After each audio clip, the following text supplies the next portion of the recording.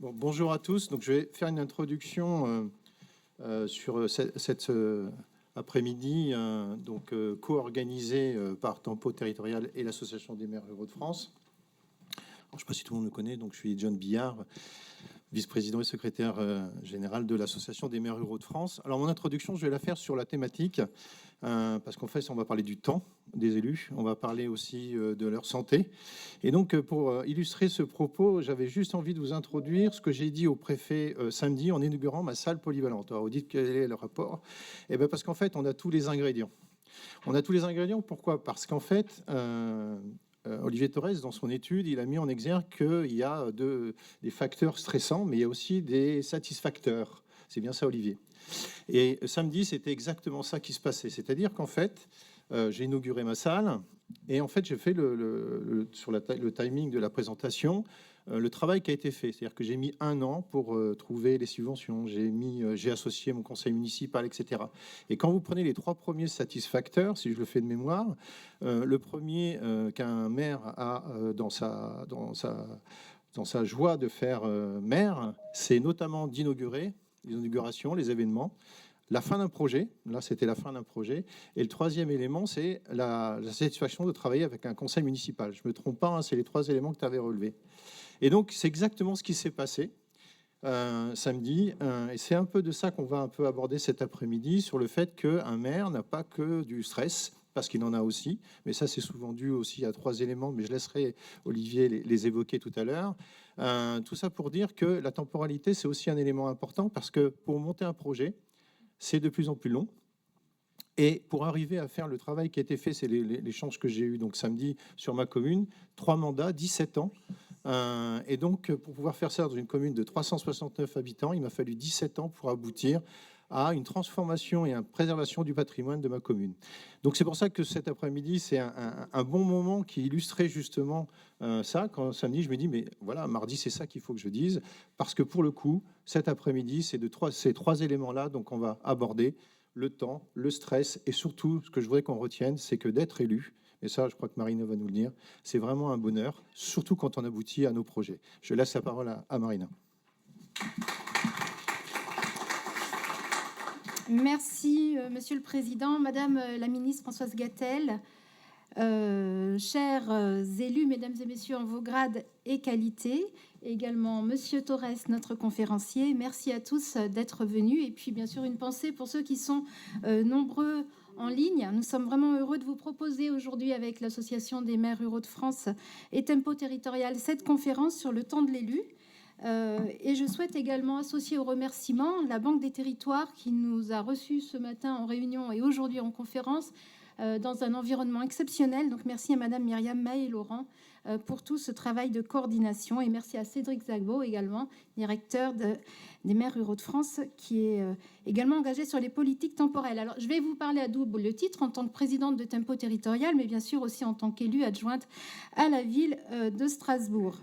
La question du temps, vous le savez, elle est récurrente en politique. La vie politique, j'ai coutume de le dire, c'est tendu, et même je dis c'est rock parfois. Hein, c'est rock sur la gestion de l'agenda, mais il n'y a pas que du négatif dans le rock. Il y a aussi le débat, l'émulation, et j'y trouve aussi beaucoup de satisfaction et d'énergie positive. Mais au-delà de certaines limites, évidemment, on peut être parosité, phagocyté et peut-être parfois atteint dans sa santé. Donc, ces difficultés, elles existent, il faut en parler. Et moi, j'en fais justement une raison de plus dans mon combat politique au quotidien. Parce que être élu, c'est peut-être pour certains un sentiment de sacerdoce ou de sacrifice, en tout cas c'est dans votre titre, mais c'est aussi un élément essentiel de la vie démocratique, c'est un engagement fort, c'est un engagement épanouissant, c'est une responsabilité et qui devrait être donné à tout un chacun, c'est avant tout un droit. Pour l'exercer, il faut du temps, certes. La gestion du temps, elle est certainement encore plus difficile pour les maires ruraux dans des territoires enclavés parce que se rajoutent des temps de transport. Nous, dans les grandes villes, on a quand même une concentration des institutions qui, au quotidien, nous facilitent les choses. Mais malgré tout, effectivement, le temps reste un combat. La conjugaison du temps d'élu avec la vie professionnelle, la vie familiale qui est aussi extrêmement importante pour l'équilibre de vie, mais aussi pour garder un pied ancré dans la réalité du quotidien. C'est parfois difficile, voire il est vrai, encore presque impossible pour certains. En tout cas, ça peut faire peur. Alors, je prends 2 exemples pour cela. Permettez-moi juste un instant de vous resituer comment sont nées les politiques temporelles. Elles sont nées il y a 20 ans en France et un petit peu plus avant, il y a une trentaine d'années en Italie, lorsque des femmes ouvrières, tout progressivement, ont vu les usines s'éloigner des lieux d'habitation. Et elles se sont retrouvées avec des temps de transport très importants et à être toujours en retard pour récupérer les enfants à l'école, ou bien les médecins étaient fermés, etc.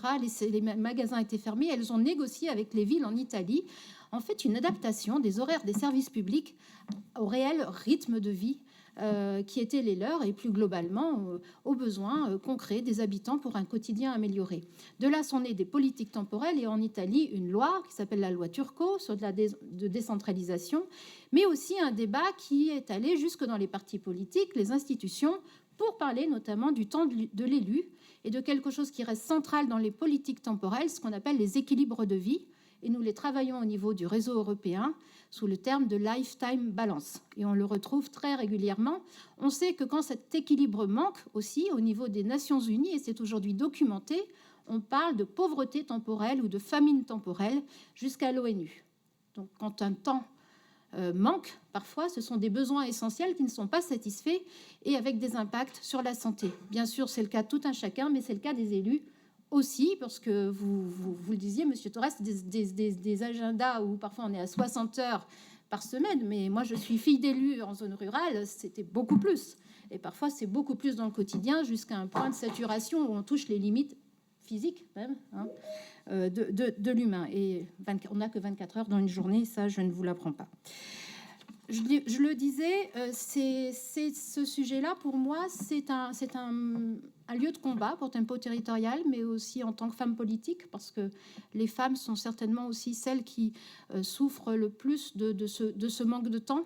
Je suis très triste quand j'entends et que je vois des données qui annoncent qu'un certain nombre de femmes politiques, plus que les hommes, ne souhaitent pas reconduire leur mandat, notamment pour des manques de temps ou des questions de déséquilibre, en tout cas de difficulté à agencer les agendas. Donc bien au contraire, je pense que c'est la vie institutionnelle et politique qui doit s'adapter au plus grand nombre pour nous permettre d'exercer nos mandats. Et au niveau de Tempo Territorial, on a justement avec Strasbourg porté ce sujet jusqu'au Parlement européen en novembre dernier, en faisant en sorte que ce temps nécessaire aux soins, au care, comme on dit, soit reconnu jusque dans les institutions. Et pensons aussi au temps des aidants familiaux, également un sujet crucial. On dit que un Français sur 3 ou un Français sur 4 va devenir aidants familiaux. Il faut pouvoir leur permettre de continuer à être élus ou de devenir élus. C'est absolument essentiel. Vous le savez, il y a des mécanismes aujourd'hui qui permettent aux élus, en tout cas lors des conseils municipaux ou de la métropole ou à d'autres niveaux, d'être remboursés sur des frais de babysitting ou d'aidants professionnels, mais beaucoup ne l'utilisent pas et beaucoup de communes n'ont encore pas délibéré comme il se doit sur ce sujet. Donc ça reste également un combat pour la santé des élus, mais surtout pour la santé de la démocratie, il me semble. Et donc c'est important de le redire à un an des échéances municipales.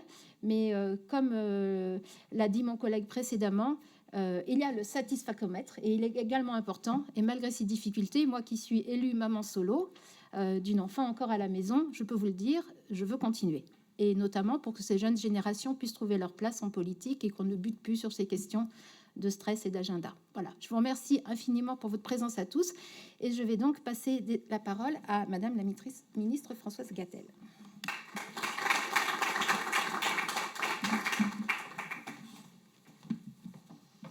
Bonjour à tous. Merci Madame la présidente, monsieur le vice-président des maires ruraux. Je me retrouve assez dans vos propos et dans le sujet, ayant été, comme beaucoup d'entre nous, mère, présidente de l'Interco, mère de famille et salariée de multiples vies à conjuguer. Monsieur le président de la délégation aux collectivités territoriales du Sénat, cher Bernard, monsieur le député, mais je crois qu'il n'est pas arrivé, ton homologue de l'Assemblée nationale, mesdames et messieurs les présidents d'associations départementales des maires ruraux, je salue les partenaires qui sont là, la Banque des territoires, mais aussi l'ANCT. Je salue ceux qui sont en face de moi et ceux qui sont derrière moi, si je puis dire, raccrochés par la modernité.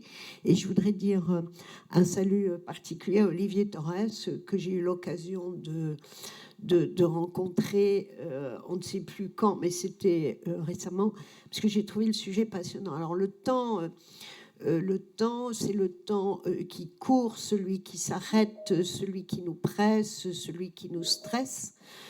C'est le temps de chacun d'entre nous dans la multitude de nos vies, avec des engagements que nous avons voulus, des engagements que nous devons assurer, d'autres qui nous sont imposés, avec un cumul, on va dire, de nos obligations, mais aussi de nos choix qui nous placent parfois dans des situations extrêmement difficiles. Et puis, je voudrais parler du temps, parce que vous l'avez évoqué, monsieur le vice-président, tout à l'heure, le temps de la réalisation des projets, c'est ce que j'appelle le temps administratif ou le temps d'élaboration, qui est un temps long, parfois un temps lent, mais qui est aussi un temps nécessaire pour partager, on va dire, les projets, partager les diagnostics. À ce temps, on rallonge le temps de la concertation, puisqu'aujourd'hui, on sait que dans nos collectivités, l'acceptabilité d'un projet ne découle pas du pouvoir supérieur et légitime d'un maire ou d'une interco, mais on va dire, est issu d'une acceptabilité du projet, c'est-à-dire de la manière dont on associe et on concerte les habitants sur nos projets, ce qui rajoute du temps. Et puis, le temps de l'élu n'est pas le temps du citoyen. Le citoyen qui vient à la mairie ou l'interco se demande bien pourquoi ce dont il a parlé ce matin à un élu municipal n'est pas encore réalisé. Ça traîne, mais enfin, vous faites quoi? Et donc, on a tous ces temps qui, comment dire, génèrent une sorte de lutte entre eux. On est au milieu de tout ça et les élus subissent aujourd'hui une pression et des pressions qui sont de plus en plus lourdes, parce que je crois que ce phénomène, il est assez nouveau, parce que le métier des élus ou la fonction d'élu s'est complètement transformé. Il y a une complexité, une responsabilité, l'engagement dans différentes structures. Vous êtes maire, mais l'essentiel de votre temps se passe pratiquement à l'extérieur de votre commune. C'est à l'interco, c'est au syndicat, c'est au département. Donc vous êtes dévoré par le temps et dévoré par la participation à de multiples structures qui sont nécessaires pour exercer votre métier de maire. Et ce temps qui pèse, c'est celui, vous l'avez évoqué, monsieur le vice-président, quand on a l'impression, moi j'employais ce mot, on n'avance à rien. C'est-à-dire, on se dit, mais quand je vois l'énergie que nous avons collectivement déployée et la manière dont le projet n'avance pas, parce que j'ai rencontré 3 administrations qui avaient des avis contradictoires et je ne sais pas comment m'en défaire. Voilà, donc on a, je pense, de multiples causes de dérèglement temporel, si je puis dire, sachant que le temps de la commune, le temps de la ville est un temps très long, puisque la ville, elle se construit, elle se reconstruit, elle évolue dans un temps qui dépasse largement le mandat ou les mandats des élus, parce que vous héritez d'un temps de la ville et vous allez devoir agir, jouer votre partition pour transformer la ville. Et on a l'impatience de l'élu qui s'est engagé parce que il est volontaire, parce qu'il veut servir sa commune et réussir à améliorer le quotidien des gens. Donc je crois que c'est un conflit perpétuel pour lequel il faut être, je veux dire, un peu résilient, en tout cas apprendre à gérer ces conflits, à gérer ce temps et à en parler. Parce que ce qui me frappe beaucoup, c'est la solitude des élus, et je parlerai particulièrement de la solitude des maires. Pourquoi? C'est parce que le maire, c'est le capitaine, et qu'à un moment, on dialogue avec ses élus, mais il y a quelqu'un qui doit prendre la décision, il y a quelqu'un qui doit trancher, et qui aura la responsabilité, y compris parfois la responsabilité pénale, qui pèse très, très, très lourdement. Et donc, je pense que le maire est aujourd'hui au confluent de vraies difficultés qui est liée sans doute à, je l'ai dit, à la complexité des choses, à l'exigence de sécurité, au principe de précaution qui nous amène les uns et les autres à ériger à raison beaucoup de barrières. Et le maire, il a la solitude du capitaine. C'est-à-dire qu'à un moment, le maire, il y a des sujets dont il ne parlera pas avec son équipe municipale, parce qu'il peut avoir un doute. Et avoir un doute, on peut le dire, mais que parfois ça affaiblit l'équipe, ou il y a une très grosse difficulté dans la commune. Et le maire, il doit aussi porter parfois la détresse de la population quand il y a des catastrophes climatiques ou la détresse de son conseil municipal. Et le maire, il est assez silencieux sur ce sujet parce que on a une culture dans notre pays où quand on confesse, on parlait même d'avouer sa difficulté ou le doute que l'on a ou la question en soi, c'est très sain.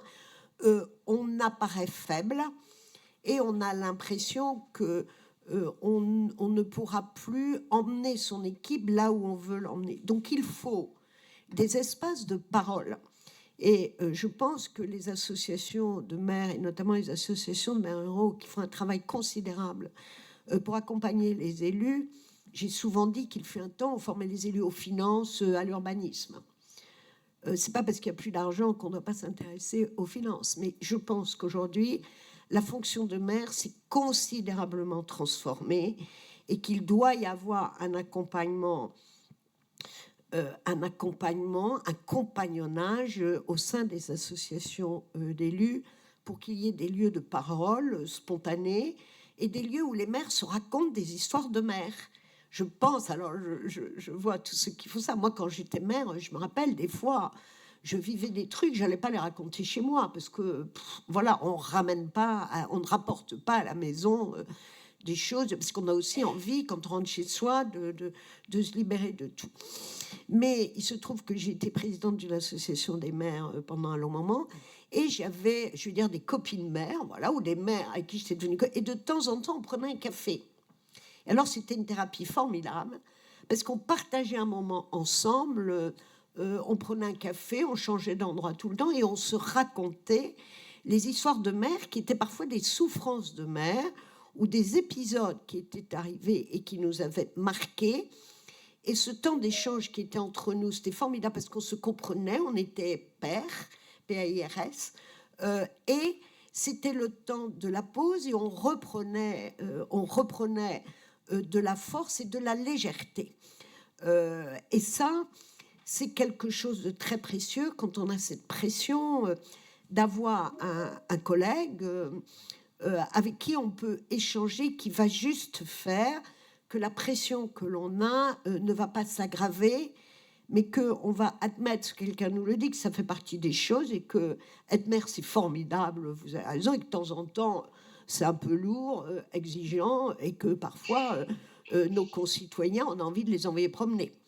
Et qu'il peut nous arriver de ne pas être aimable avec les gens parce que quelquefois, si on ne dit pas les choses franchement aux gens, ils s'incrustent. Voilà, alors, on le dit respectueusement. Donc moi, ça m'a beaucoup frappé et c'est une difficulté et une souffrance parce qu'on a un sentiment de culpabilité parce que le temps de notre engagement, c'est un temps dont on a l'impression de priver sa famille.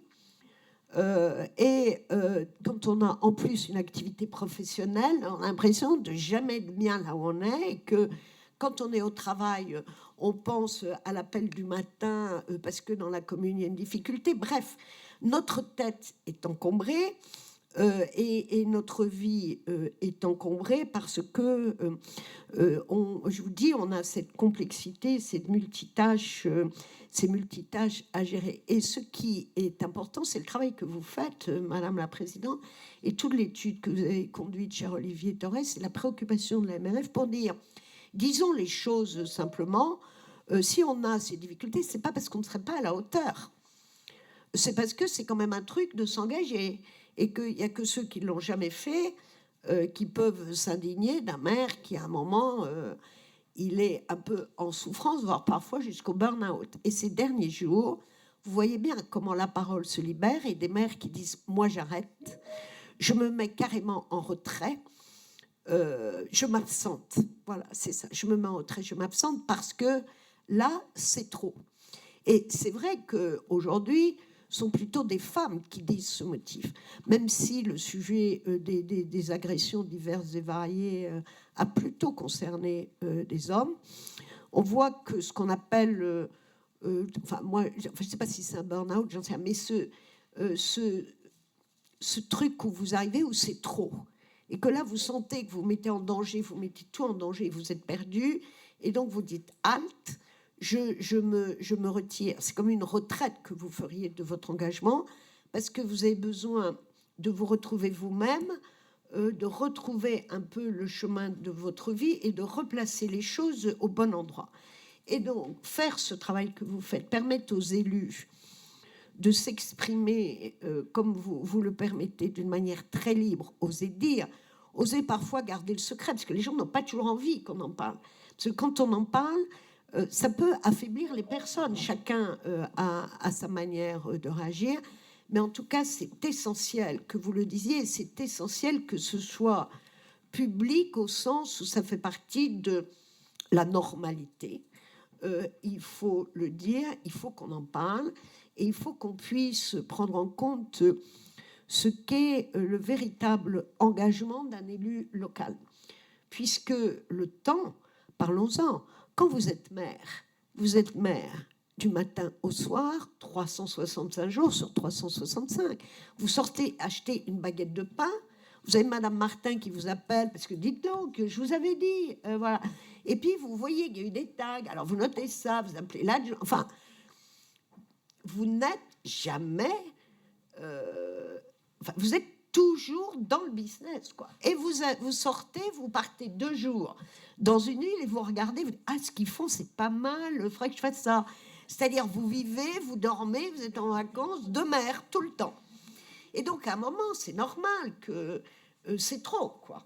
Voilà. Donc, il faut qu'on apprenne, et c'est pour ça que je crois beaucoup à l'accompagnement des associations d'élus, à gérer ça avec un plein engagement, mais à un moment, à mettre de la distance et surtout à sentir quand ça va être trop et à organiser le travail en équipe dans un conseil municipal pour que il y ait une gestion qui soit sans doute collective et qui fasse que vous allez pouvoir, même si vous restez le capitaine, que vous puissiez déléguer, alors même que nos concitoyens, eux, quand ils viennent à la mairie, ils disent « je veux voir le patron ».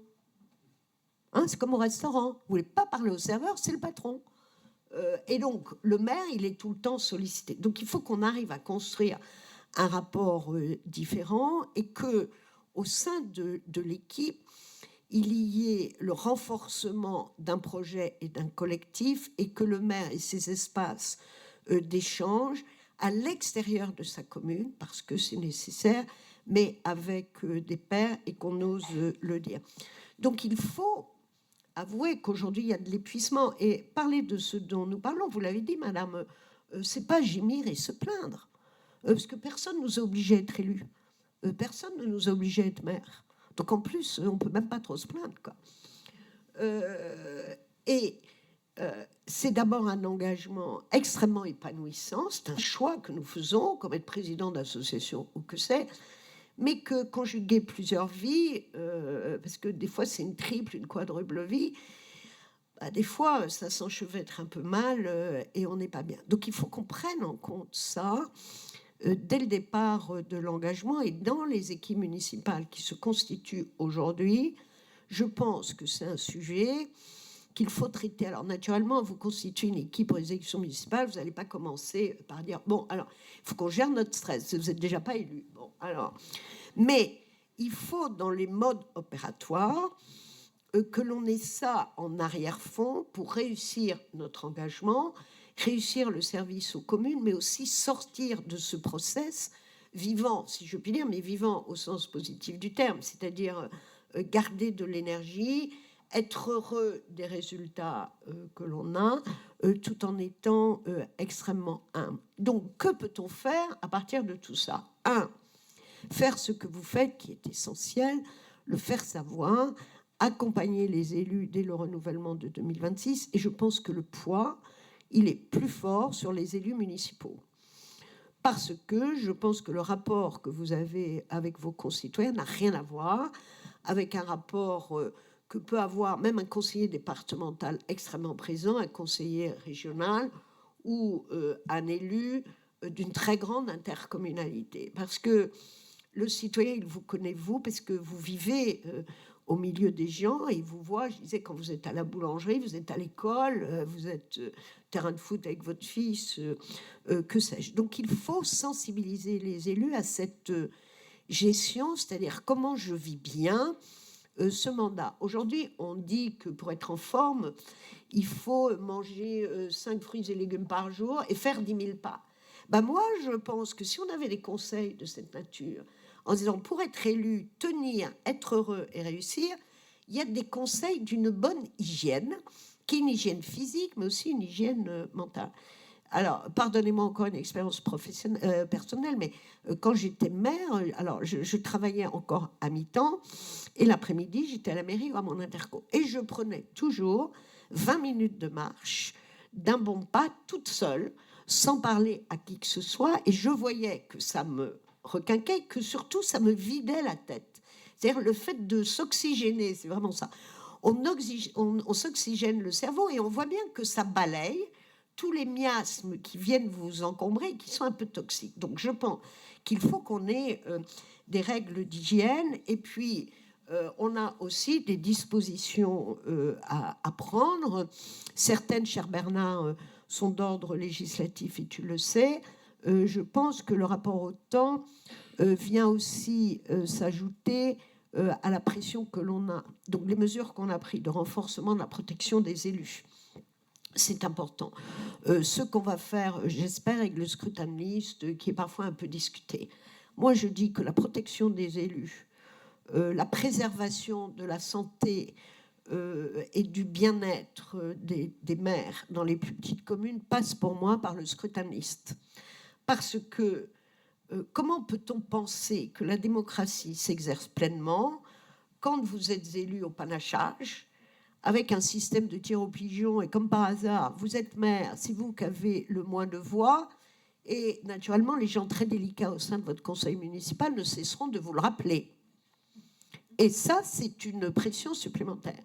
Et je crois que la solitude du maire dont on parlait, elle doit être, comment dire, on doit la retrouver en faisant que le scrutin de liste permet surtout de constituer une équipe qui se fédère autour d'un projet. Et que vous ne pourrez pas avoir Dupont, Durand, Martin et je ne sais qui. Ah oui, mais moi, ce n'est pas du tout ma façon de voir les choses. Je l'ai dit depuis le début, et qui se défausse sur le maire. Les conditions de l'hygiène mentale et de la sécurité, c'est aussi, je crois, la notion d'équipe, et il n'y a pas de taille de commune pour avoir un projet. Et puis, c'est ce que nous attendons de nos voeux, décidément, le statut de l'élu. Donc, dans la proposition de loi qui a été adoptée à l'unanimité au Sénat, l'unanimité montrant que ce sont vraiment des choses très partagées et qui font consensus. On n'est pas en train, il faut le dire à nos concitoyens, on n'est pas en train de créer un statut de privilégié. Celui qui me dit que le maire est privilégié, enfin, moi, je veux bien qu'il vienne me montrer un maire privilégié.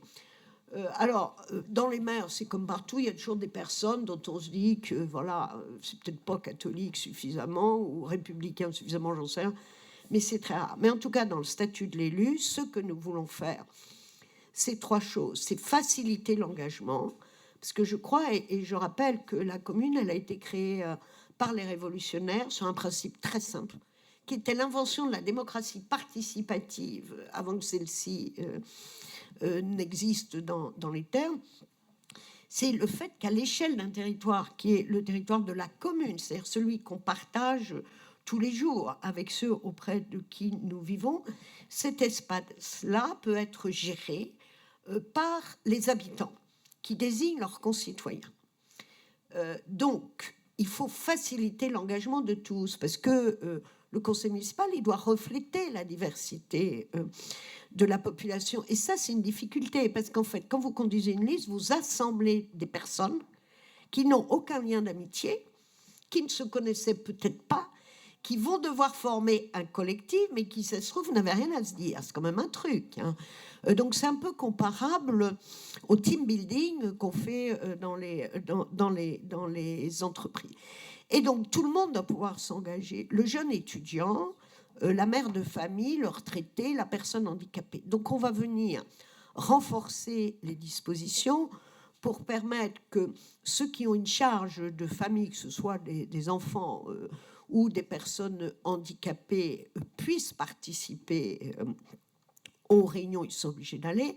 Mais on a aussi la notion de temps, c'est-à-dire tant que les réunions seront à 18h30 pour les mères de famille, je suis désolée, les pères de famille aussi, c'est quand même pas facile. À 18h30, c'est l'heure où, comme par hasard, vous avez un temps de concentration de la vie familiale. Donc, il faut aussi qu'on essaie de faire très attention à l'organisation des choses. C'est pas facile, mais essayons d'y être attentifs. Donc, faciliter l'engagement de tous, y compris des personnes qui sont en arrêt maladie.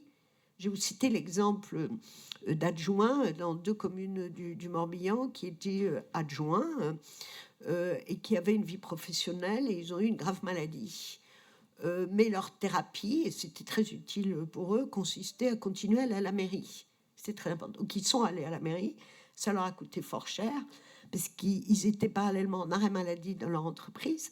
Et donc, l'URSSAF, ils ont été rattrapés par la patrouille et l'URSSAF leur a dit « Non, mais vous êtes en arrêt de travail, donc vous ne pouvez pas exercer votre mandat d'adjoint. » Alors, vous imaginez à la tête des élus. Oui, parce que vous savez que quand vous êtes maire, conseiller municipal ou que vous avez une indemnité, vous cotisez. Il y a des cotisations sociales qui vous assimilent à des salariés.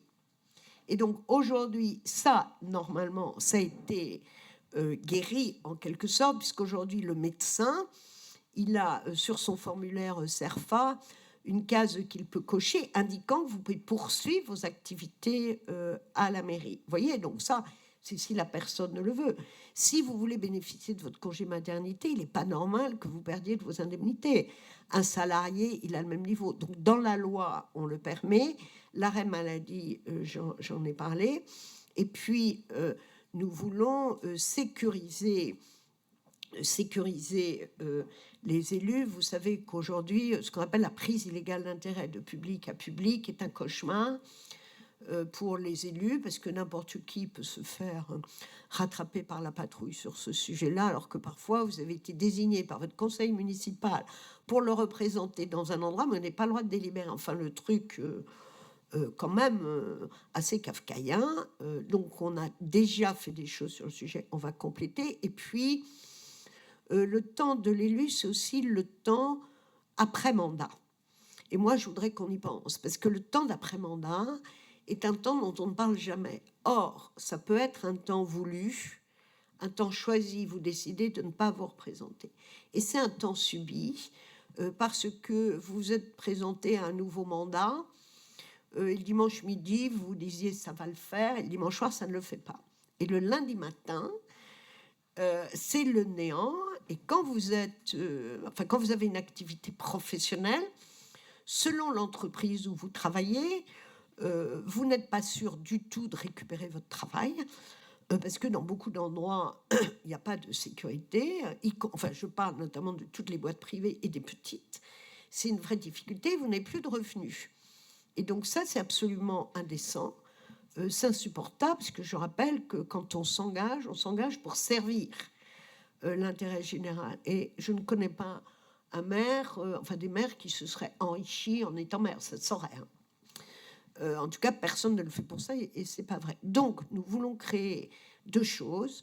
Une indemnité que j'appelle d'après-mandat. Aujourd'hui, les parlementaires, quand ils arrêtent leur mandat, notamment quand ils sont battus, ils bénéficient d'une indemnité pendant une certaine durée, un peu selon le principe de l'indemnité chômage dans les entreprises privées. Mais nous voulons créer la même chose pour les élus municipaux. Alors, je pense notamment et plus particulièrement à l'exécutif, c'est-à-dire les maires et les adjoints, parce que c'est surtout eux, à mon avis, qui sont concernés. Et puis, nous voulons aussi que l'expérience acquise et les compétences développées pendant le mandat, qui sont parfois exceptionnelles. Quand vous avez été responsable de projet, adjoint en charge du personnel, adjoint en charge de l'urbanisme, vous avez cultivé des apprentissages que vous maîtrisez d'une manière formidable, et donc ces apprentissages doivent être transformés en compétences acquises, et nous avons donc proposé qu'un dispositif de validation des acquis de l'expérience spécifique aux élus locaux soit construit. La loi ne définit pas comment, mais nous pensons que ceci doit être défini par les associations d'élus avec le gouvernement. Donc voilà ce que nous proposons. Alors c'est pas le miracle, mais ça fait partie de la reconnaissance qu'on doit avoir, parce que moi j'assimile l'engagement des élus à l'engagement des sapeurs-pompiers. Je suis fascinée que dans notre pays il y ait une fascination pour les sapeurs-pompiers.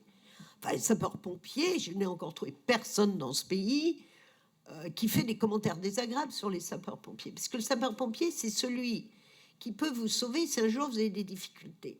Donc vous avez spontanément de l'empathie pour lui. Mais le maire et les adjoints, c'est quoi? Ce sont des gens qui, jour après jour, font votre vie quotidienne meilleure.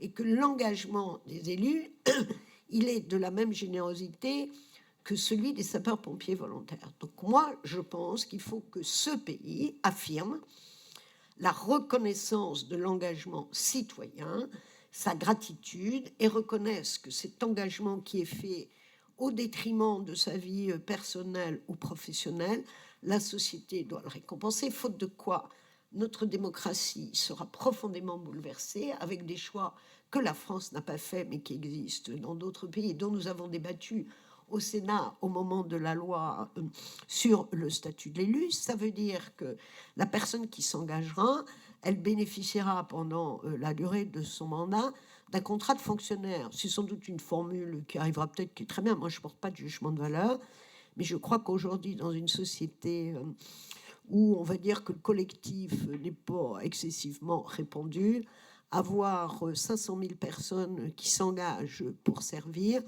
on devrait en être fiers, on devrait les honorer.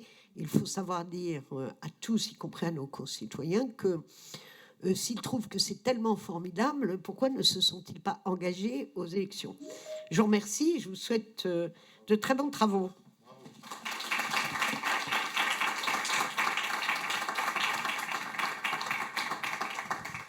Merci, Madame la Ministre, pour cette analyse et ces mots d'encouragement aussi et de soutien aux élus. On y est très sensible. Monsieur Torres, c'est donc à vous.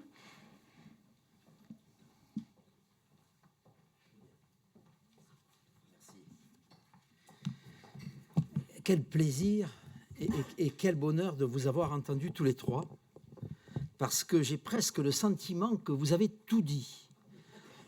Et du coup, on pourrait partir avec la satisfaction du travail accompli, parce que c'est un grand sujet, cette question de la santé des élus. Et moi, je ne viens pas du monde des élus, je ne m'étais jamais intéressé à la santé des élus. Je suis un PMiste. C'est un terme que j'ai éprouvé le besoin d'inventer. Je me suis toujours intéressé aux PME. Je suis un économiste de la PME, et pour une raison simple, parce que je crois que parfois un chiffre est plus éloquent que tout. 99,84% des entreprises en France sont des PME. Si vous venez chez moi à Montpellier, alors on a IBM, on a Sanofi, mais enfin, vous regardez les chiffres de l'économie montpelliéraine, l'essentiel des entreprises, ce sont les commerçants, les artisans, les professionnels libéraux et aussi les viticulteurs. Quels que soient les territoires où j'aille, les PME sont partout, et même à Paris. Enfin, quand on vient ici, on se dit « Ah, mais non, il y a le CAC 40 ici ». Quand on va à la Défense, c'est même palpable, on voit des tours marquées First, Total, TF1. Eh bien, regardez les chiffres de l'économie parisienne. L'essentiel des entreprises, ce sont des PME et des TPE. Et je dis toujours que les PME sont partout, sauf dans les livres. Et j'irais même jusqu'à dire que les PME sont partout, sauf dans les théories. Et regardez les chiffres qui sont consacrés par les économistes. Quand on parle de Fordisme, la production de masse, ça vient de Ford. C'est tout sauf une PME. Et puis après, on nous dit que dans les années 70-80, on est passé de la production de masse à la production en juste à temps. Et vous voyez, déjà, j'ai introduit la question du temps. Juste à temps, just in time. Mais le mot qui est consacré par les économistes, c'est le toyotisme. Je n'invente rien. Je ne fais que hériter du mot qui m'est donné par mes confrères. Mais Toyota, c'est une PME. Et combien de fois on parle tous les jours de l'ubérisation de l'économie? Uber, c'est une PME. Combien de fois tous les jours on entend dans les ondes parler des GAFA? Google, Amazon, Facebook, Apple, Microsoft. C'est extraordinaire. C'est extraordinaire. Les PME sont partout, sauf dans les livres, sauf dans les théories. Eh bien, voyez-vous, je fais un parallèle saisissant avec les communes. Oui, ça vous fait tousser, mais je vous assure. C'est exactement le même effet Gulliver. Je définis ça comme un effet Gulliver. Il y a un biais de représentation du monde à partir des géants. Et quand je vous dis ça, je suis fier pour mon pays d'avoir des groupes comme Michelin. Hein. Je suis fier pour mon pays qu'on ait des groupes comme LVMH. Ne comptez pas sur moi pour vous dire que les grands seraient des méchants et les petits des gentils. Ce serait une dérive poujadiste, d'ailleurs. Et je ne suis pas de ceux qui critiquent en permanence les multinationales. On peut être fier d'avoir des entreprises qui font rayonner notre pays. Mais je dis simplement qu'on ne peut pas confondre un grand groupe avec une PME. L'artisan dans nos villages ne vit pas comme vivait Carlos Ghosn. On se reverra. Oui, oui, on se reverra. Parce qu'on s'est déjà vu 2 fois, donc jamais 203. Quand on est bon français, on sait qu'on se reverra. Et le jour où je me suis intéressé donc à la santé des élus locaux, j'ai été frappé par ce parallèle. Et je vous invite, je l'ai amené, alors il ne vous en parlera pas, mais moi je peux en parler, je vous invite à lire La démocratie du quotidien. L'auteur est dans cette pièce, alors je ne sais pas où il s'est caché peut-être quelque part, c'est Cédric Szabot, Raconter les territoires. Quand je lis son ouvrage, mais je vois des effets Gulliver partout. La petite commune, elle est trop loin. La petite commune, elle n'a pas assez de moyens. Mais j'entends pareil avec les PME. C'est un effet Gulliver, je dirais, de diabolisation. Vous savez, le petit, il n'a pas assez d'efficacité. Et ça, c'est extraordinaire. Parce que quand même, les PME, il faut que vous le sachiez, hein, c'est 10 millions d'emplois. Vous entendez? 10 millions d'emplois. Les grands groupes dont on parle tant, 4,5 millions. Voilà. Et puis après, il y a un troisième gros employeur en France. C'est la fonction publique. Bon, ça, vous le savez, en tant que fonctionnaire d'État, d'ailleurs, je ne rentrerai pas dans le débat. Nous avons 5,6 millions de fonctionnaires en France.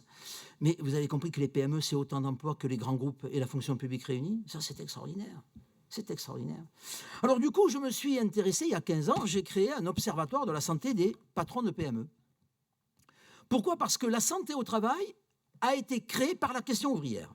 Et je suis content que le réseau Tempo ait aussi cette racine ouvrière.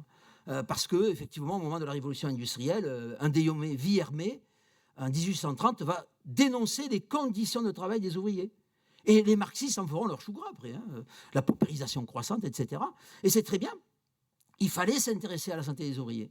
Mais au XXIe siècle, où nous sommes rendus aujourd'hui, il y a quand même des santé au travail qui se sont créées. La loi Dezoye a institué la santé au travail pour tous. Pour tous, entendez, pour tous les salariés. Mais pour les indépendants, pour les commerçants, pour les artisans, pour les agriculteurs, pour les professionnels libéraux, pour les chefs d'entreprise, il n'y avait rien. Alors, il y a 15 ans, j'ai créé le premier observatoire de la santé des entrepreneurs, des chefs d'entreprise. Et à un moment donné, grâce à John Billard, je lui rends grâce, le vice-président du réseau de la MRF, qui m'ayant entendu en conférence, il me dit « Mais Olivier, ce que tu dis sur les PME, moi qui suis élu d'une commune de petite taille, je m'y retrouve. Bien évidemment que la commune ne vous appartient pas. Il n'y a pas de patrimonialité, et Madame la ministre a suffisamment insisté pour dire qu'il n'y a pas d'enrichissement personnel. Mais il y a quelque chose qui vous transcende, c'est de servir quelque chose qui vous est supérieur. Et ce qui transcende, c'est un rapport au temps. C'est pour ça que j'ai parlé de sacerdoce. Sacerdoce, c'est servir le sacré. Mais il n'y a pas de sacerdoce sans sacrifice. Et sacrifice, c'est faire le sacré. Je suis toujours dans le sacré, mais un sacré, je dirais, républicain. Moi, ce qui m'a profondément marqué, et je vais vous en montrer les éléments sur lesquels je m'appuie pour vous dire ça, c'est de voir à quel point ces élus, ces 35 000 élus locaux, sont transportés par quelque chose qui les dépasse. Et du coup, cet élément qui les dépasse renvoie à un rapport au temps qui est très singulier. Je dirais c'est presque intemporel, être un élu. Et tellement intemporel qu'on va finir par s'oublier. Et ça peut poser des problèmes, donc je serai quand même aussi amené à les évoquer. Mais il y a des solutions. Et ce qui m'anime, c'est de me dire finalement, si je devais résumer mon propos, vous l'avez sur les sièges sur lesquels vous êtes assis. On vous a distribué, pour ceux qui sont en présentiel, 2 outils. Ce que j'ai appelé un stressomètre et un satisfactomètre des élus locaux. J'ai passé une partie de ma vie à créer le stressomètre et le satisfactomètre des patrons de PME. Puis après, j'ai créé le satisfactomètre et le stressomètre des agriculteurs. Et là, maintenant, je suis sur les élus. Mais je vais vous montrer la méthode. Elle est très facile, très intuitive. Je vous montrerai les fondements sur lesquels on s'appuie pour construire ça. Mais vous repartirez avec. Parce que ce sont des outils que je vous livre. Et ces outils, on les a créés grâce à tous les maires qui ont répondu à nos enquêtes, notamment de la MRF. Je remercie et je signifie ma dette à l'égard de la MRF qui m'a fourni un temps extraordinaire. Vous, dont le temps est si précieux, première collecte, 1120 maires qui ont renseigné un questionnaire qui leur prenait 20 minutes. J'ai presque honte, en tant que chercheur, de me dire, mais j'ai capté combien de temps au détriment peut-être de choses publiques, mais quand même, j'essaie de le restituer et de dire, ces outils, je vous garantis, en tant qu'élus, les élus locaux ici présents, que plus vous cochez des événements stressants, plus grande est votre quantité de stress. Ce sont des échelles cumulatives. Et je vous garantis, je vous montrerai les régressions qu'on a faites, que ces cumuls de stress sont corrélés avec le risque de burn-out et corrélés de manière négative avec le bien-être. Ce qui veut dire que ce sont des échelles qui sont prédictives. Mais je vous garantis aussi que plus vous cochez des événements satisfaisants, plus grand est votre satisfaction, moindre est votre risque d'épuisement et meilleur est votre état de bien-être. Ce qui veut dire que s'il fallait retenir une chose de mon intervention, c'est que quand on parle de santé, là aussi, il y a toujours un biais de pathogénèse. Les médecins, ils passent leur temps à traquer des maladies. Les psychologues, ils passent leur temps à traquer des problèmes de santé mentale.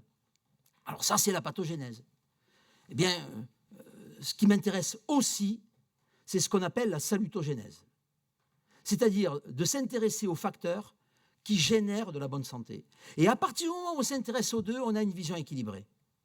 Hélas, et ça ne vous a pas échappé, parfois notre société est plutôt focalisée sur ce qui ne va pas que sur ce qui va. Et davantage focalisée sur le pathogène que le salutogène. Et Mme Gatel faisait référence à la parole qui se libère. Ben oui, c'est la parole du maire de Jouin-Josas qui, il y a 15 jours, a démissionné pour cause d'un burn-out. Et c'est clairement un burn-out. Elle dit carrément à l'opinion, j'ai fait un bug. Et du jour au lendemain, plus rien. Vous avez la maire d'Aubervilliers qui s'est mise en retrait pour cause d'épuisement mental. Vous avez Camille Pouponneau qui vient de sortir un ouvrage sur les maires, le grand gâchis, où elle témoigne de son burn-out. Donc on voit bien qu'il y a de l'épuisement chez les élus, mais pas que. Et c'est cet aspect-là que je voudrais évoquer. Je viens de résumer en 5 minutes mon propos. Si certains devaient partir, partez tranquillement. Non, je le dis parce que je ne sais pas quel est votre temps, mais c'est important que vous le sachiez. J'ai dit l'essentiel. Alors, peut-être, je remercie devant vous Mathieu Lemoyle parce que Mathieu est doctorant avec moi. Il fait sa thèse sur un sujet qui nous ramène à votre sujet. C'est la conciliation vie pro-vie perso.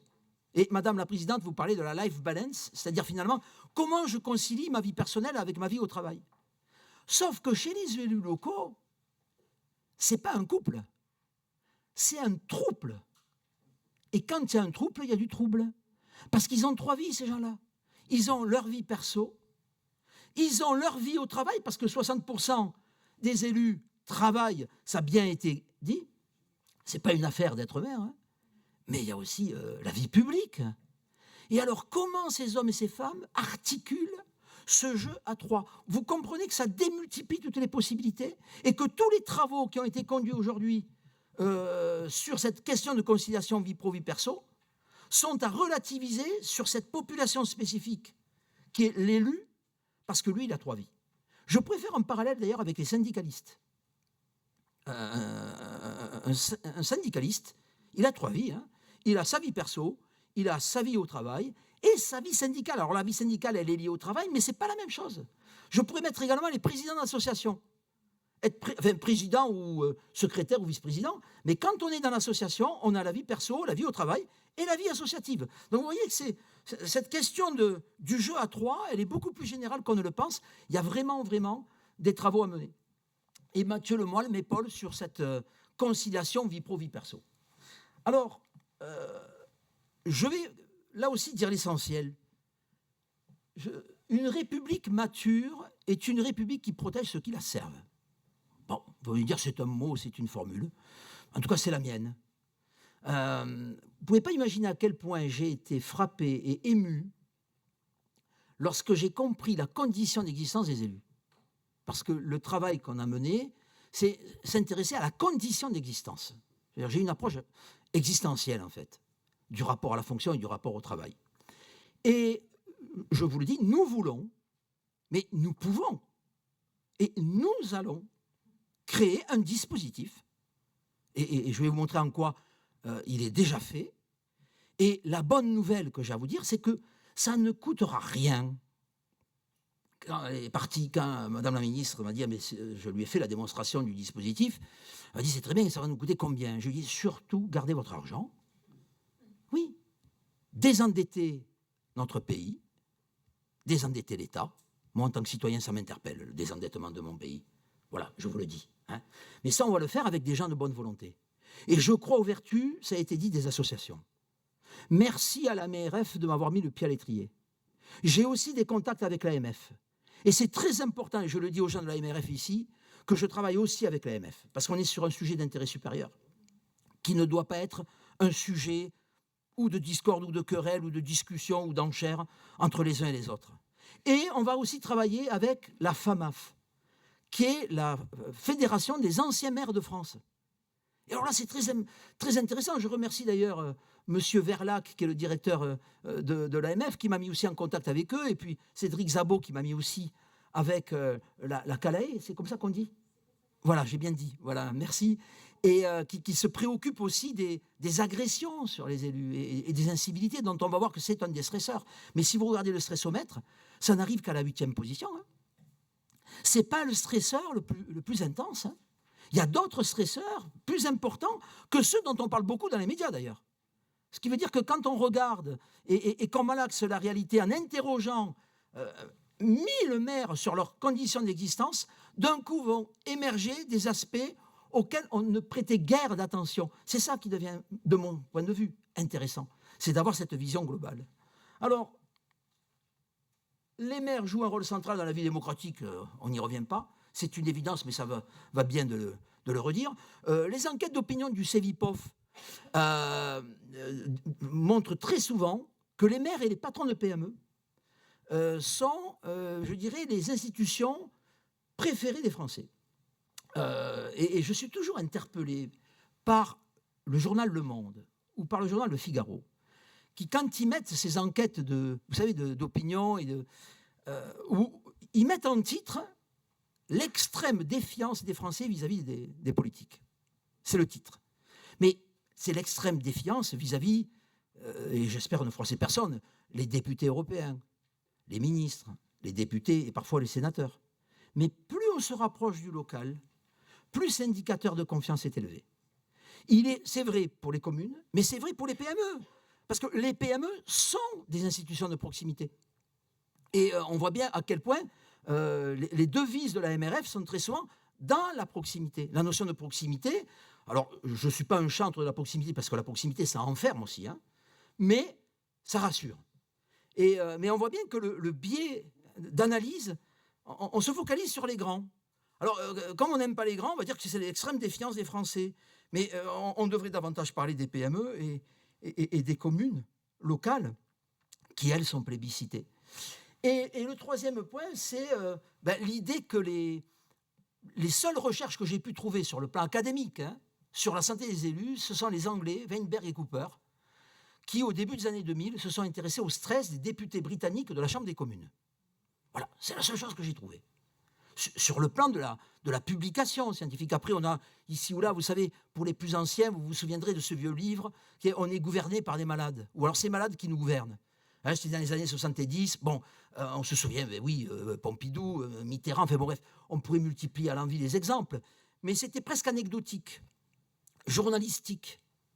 Moi, ce qui m'intéresse, c'est de mesurer. Et parce que quand on mesure, parfois, on a des surprises par rapport à ce qu'on croit savoir et par rapport à une certaine réalité.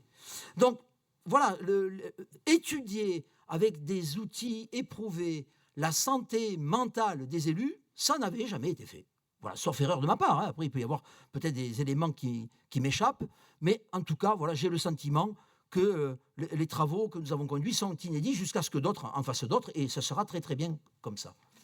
Alors, revenons à tempo. Et venons à la question du temps. Le jour où, avec Mathieu Lemoyle, on a été confronté à cette question de la santé des élus, ça fait maintenant plus d'1 an qu'on travaille sur ça, eh bien, j'ai été confronté à une phrase, vous entendez, que j'ai entendue des centaines et des centaines de fois. Et je tiens à vous le dire, cette phrase, je l'ai entendue autant chez les élus hommes que chez les élus femmes. Le statut écrase le genre, si j'ose dire. C'est « je n'ai pas le temps d'être malade ». Quand on interroge les élus, la phrase qu'on entend le plus souvent, c'est « je n'ai pas le temps d'être malade ». Voilà. J'en ai même certains qui m'ont dit, ce qui est encore plus terrifiant, « je n'ai pas le droit d'être malade ». Et là, parce que je sais qu'il y a des élus parmi nous, en quoi seriez-vous en dehors des lois de la biologie ? En quoi un homme ou une femme pourrait-il se dire « je n'ai pas le droit d'être malade » ? C'est terrifiant. Et je fais un parallèle avec les patrons de PME. Allez discuter avec un artisan de taxi, il va vous dire « moi, je n'ai pas le droit d'être malade ». Parce que si je m'arrête, eh bien, mes charges continuent à courir et hélas, moi, je ne rapporte plus rien. Je n'ai pas le temps d'être malade, je n'ai pas le droit d'être malade. J'ai même entendu chez des élus, et j'insiste, hommes comme femmes, certains qui me disent « je ne tombe malade que quand je suis en vacances ». J'ai même un jour un maire qui m'a dit « mais moi, du coup, je ne prends plus de vacances ». Il me l'a dit sur un ton mêlé de fierté, voyez-vous. Eh bien, moi, je suis venu vous dire non. Soyez à l'écoute de votre corps. Soyez à l'écoute de votre fatigue. Et là, depuis 10 minutes où j'ai pris la parole, vous me regardez. Et moi, je vous vois. Et si vous saviez déjà, je les vois, moi, les maires, dans la salle. Parce que là, c'est quoi? C'est 14h, 15h, on est en phase digestive. C'est dur de lutter, n'est-ce pas? Mais il y en a qui sont partis très tôt le matin, très tôt, qui ont pris le train à 6h du matin, ils se sont levés à 5h. Et dès qu'il y a une petite pause, il suffit de les observer, ces élus. Ils sont sur leur smartphone, il y en a même qui en ont 2, peut-être pour la vie au travail et pour la vie publique. C'est extraordinaire. Et j'ai apprécié ce qu'a dit Madame la maire, quand elle disait, mais même quand je pars en vacances, je vais... Parce que ce que j'ai découvert, mais je ne le savais pas, naïf que je suis, un maire, quand il est en vacances, surtout, il ne reste pas dans son village ou dans sa commune. C'est pas possible. C'est impossible. Vous êtes cuit. J'avais Chambon, qui est un élu du Puy-en-Velay, enfin pas du Puy-en-Velay, de la Haute-Loire, qui me disait un jour, je sortais un dimanche, quelqu'un qui m'arrête, il me dit, excusez-moi, mais j'arrive pas à voir France 3. Qu'est-ce que vous voulez que le maire puisse y faire, vous voyez? Mais c'est comme ça en permanence. Donc du coup, je n'avais pas conscience de ça, mais les élus, ils prennent jamais leurs vacances dans leur commune. C'est pas possible. Donc, mais certains, et ça nous renvoie au temps, réduisent leur temps. Et ce qui, moi, me marque le plus, c'est que dès qu'il y a une question de temps, les élus sont à la ramasse. C'est-à-dire que là, on s'intéresse au sommeil. On a pris l'index de qualité du sommeil de Pittsburgh, qui est un indicateur qui permet de mesurer le sommeil. On s'est rendu compte de quoi? Que les élus, ils ont tendance à dormir moins que le reste de la population. Pour le dire autrement, les élus font de leur sommeil une variable d'ajustement de leur fonction publique et de leur travail. Or, je suis au regret de vous dire que le sommeil n'a qu'une fonction, c'est une fonction de réparation. Et qu'on ne joue pas avec le sommeil. Mais le problème, c'est que vous jouez avec le temps de sommeil. Et ça crée, les médecins vous le diront, une dette du sommeil, une fatigue généralisée. Et un élu qui est fatigué, ça va entraîner de l'irritabilité, ça va entraîner, Guiliani l'a montré, ça, moins de créativité. Et j'irais même jusqu'à dire qu'à la fin des fins, un homme, une femme qui est fatigué, il est moins apte à saisir des opportunités. Alors ça m'intéresse parce que l'entrepreneuriat, c'est la science de l'opportunité. En entrepreneuriat, on s'intéresse à ça. C'est-à-dire que comment un homme, une femme va saisir des opportunités. Eh bien souvent, chez les entrepreneurs, ils dorment moins pour travailler plus, mais du coup, ça crée une hypertrophie de la vigilance entrepreneuriale. Eh bien, c'est la même chose chez les élus. C'est la même chose. De ce point de vue-là, qu'on soit un dirigeant public ou un dirigeant privé, il y a des points communs qui sont extraordinairement similaires. Et alors, vous voyez, je viens de parler des entrepreneurs. Vous dire, ah, mais il est marqué par sa discipline. Oui, mais regardez ce qui suit. Ah oui, alors peut-être, avant, voilà, je viens réinsister sur un élément qui est important à mes yeux, c'est les deux dimensions. Oui, il y a le pathogène. Oui, il ne nous échappe pas qu'il y a, et l'actualité l'a montré, des mères, hommes ou femmes, qui peuvent à un moment donné avoir des problèmes de santé mentale jusqu'à démissionner ou se mettre en retrait. Mais j'ai tout lieu de penser, il suffisait de vous écouter pour en prendre conscience, qu'il y a aussi beaucoup de satisfaction et que quelque part, personne n'oblige quiconque à s'engager en politique. Il y a un acte délibéré qui fait qu'à un moment donné, même si vous êtes en stress, vous êtes davantage en stress choisi qu'en stress subi. Et là aussi, combien de fois j'ai entendu des maires me dire d'un air très entendu, hein, « Oh, mais vous savez, il y a un bon stress et un mauvais stress. » Alors, si vous pouviez m'aider à tordre le cou à cette mauvaise distinction, parce que je suis au regret de vous dire que le bon stress, ça n'existe pas. Il y a un bon ou un mauvais cholestérol. Ça, oui. Mais si vous avez le début du commencement d'une seule preuve épidémiologique qui montre que plus une personne ou plus une population est stressée, meilleure est sa santé, vous me l'amenez, hein, parce que le stress, c'est pathogène. Mais la bonne théorie, c'est stress endurance, stress challenge, c'est-à-dire en gros stress subi, stress choisi. Ça, c'est fondamental. Et on voit bien quand même, et ça, c'est une moindre mauvaise nouvelle, c'est que vous, les élus, vous êtes davantage en stress choisi que subi, ce qui atténue l'impact négatif et pathogène du stress, et ce qui fait que vous tenez. Parce que si c'était du stress subi, là, c'est terrible. Mais parfois, ça peut devenir un stress subi. Hein, quand vous êtes attaqué, quand il y a des attaques d'opposition, des attaques sur les réseaux sociaux, des agressions, là, on est vraiment sur du stress subi, et là, c'est extrêmement délétère. Hein. Mais ce qui me paraît important, c'est voilà, de bien comprendre, d'avoir les deux. Parce que ce que je constate, je ne sais pas si vous le constatez comme moi, c'est que dans nos sociétés, on a parfois tendance à transformer le pathogène en pathétique. Et je ne vais pas faire le procès des médias, certainement pas, parce que trop souvent j'entends les gens qui disent « oui, mais vous savez, les médias sont anxiogènes, etc. » Mais je rétorque toujours, les médias sont à l'image de ce que nous sommes, nous. Et il y a une grande loi en psychologie qui est « bad is stronger than good ». Bon, je traduis. Un jour, un étudiant m'a dit « on dirait Fernandel à New York, quand vous parlez en anglais, il fait bon. » Le mal impacte plus que le bien. Et c'est une loi de la psychologie. En économie, on a montré que quand un individu a une perte, le sentiment de perte, hein, d'une unité monétaire, il faut avoir 2 unités monétaires pour compenser. Voilà. Il y a aussi quelque chose qui se dit, mais qui n'a jamais été mesuré. Un client mécontent crie 7 fois plus fort qu'un client qui est content. Alors ça, on ne l'a jamais mesuré, je l'ai entendu souvent. Mais vous avez compris ce que ça signifie. C'est-à-dire que l'être humain est comme ça. Les psychologues l'ont bien renseigné, ça remonte à la nuit des temps. On est plus apte à être attentif à ce qui ne va pas qu'à ce qui va. Donc du coup, les médias, qui très souvent évoquent ce qu'on appelle, vous savez, la loi du mort-kilomètre, vont mettre en avant ce qui ne va pas, on le leur reproche, mais c'est parce que nous-mêmes, on a tendance à survaloriser ce qui ne va pas. Alors du coup, vous comprenez pourquoi le pathogène est important, mais il ne faut pas en faire du pathétique. Et je m'en suis rendu compte quand je me suis intéressé à la santé des agriculteurs. Hein. Vous savez, quand je me suis intéressé à la santé des agriculteurs, je voyais les gens disant je m'intéresse aux agriculteurs. Ils levaient les yeux au ciel en me disant oh là là, qu'est-ce que tu vas découvrir, comme si tous les agriculteurs allaient mourir, vous savez.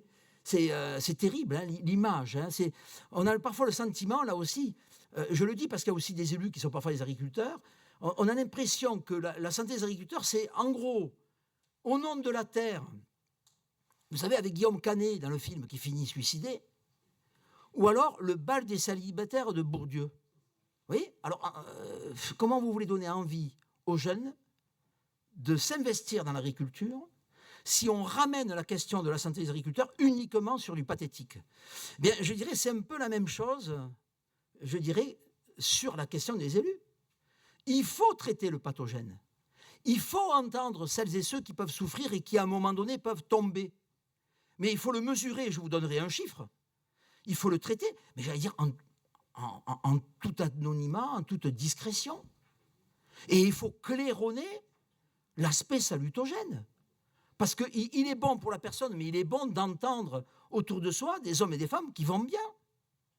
Et vous ne pouvez pas savoir le bien que m'a fait John Billard tout à l'heure, quand il a évoqué les 3 principaux satisfacteurs du satisfactomètre que vous avez.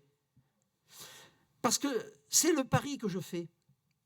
Vous savez, Peter Drucker, qui était un grand spécialiste de management, disait « Ce qui ne se mesure pas ne se gère pas ». Permettez-moi de rajouter « Ce qui ne se mesure pas précisément ne se gère pas efficacement ». Et je crois qu'il y a une pédagogie de la salutogénèse à faire. Et apprendre à nos maires, comme à nos entrepreneurs, comme à nos agriculteurs, comme à chacun d'entre nous, à être vigilants pour repérer les satisfacteurs. Sachant que notre nature psychologique nous incline, à l'inverse, à être attentifs aux négatifs. Bad is stronger than good. Ben ça, c'est hyper important. Parce qu'à partir du moment où tu as repéré, au même moment, ces 3 satisfacteurs, ben, la conscientisation, elle est importante. Parce que ça te renforce dans l'idée que c'est bon pour ta santé. Ça te renforce même dans l'idée de recommencer. Ça te renforce dans l'idée d'aller de l'avant. Ça te renforce dans l'idée de partager ce que tu ressens auprès des autres. Extrêmement important. Intéressez-vous aussi à la salutogénèse. Et d'ailleurs, je ne l'ai pas dit, la salutogénèse vient d'un chercheur israélien qui s'appelle Antonovsky, qui dans les années 80 avait fait le constat que quand on parle de santé, on est toujours négatif. Et c'est lui qui invente le mot salutogène. Et il dit, mais il y a peut-être des facteurs qui génèrent de la bonne santé, il faut aussi s'intéresser à ça. Hein? Alors, rapidement, la balance, hein, le stress, quand on regarde la santé des mères, la solitude, vous l'avez dit, on l'a mesuré, et c'est un amplificateur hein, du mal-être. L'incertitude, alors ça, c'est quand même un facteur extrêmement fort chez les élus. Et je dirais, la surcharge et la tension du temps.